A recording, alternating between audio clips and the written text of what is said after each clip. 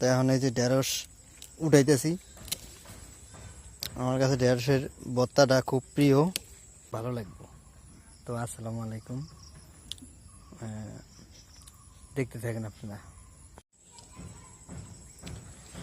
তো আল্লাহর রহমতে আমার এই যে এই কচুর ক্ষেতের ভিতরে কটা ঢেঁড়সের গাছ আল্লাহ দিছিল, এই জন্য এই যে কয়েকটা গাছ আছিল, সুবিধা হয়েছে।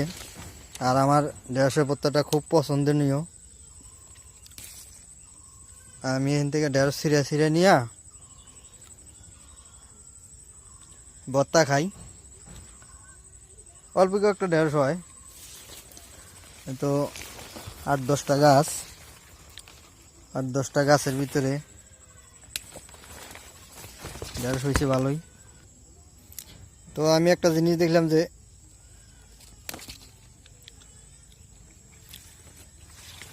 কচুর ক্ষেতের ভিতরে ঢেঁড়সও খাই।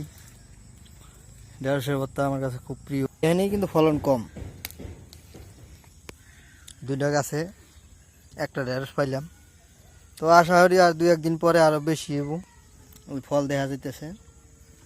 আর ভালোই ডালপালা হয়েছে।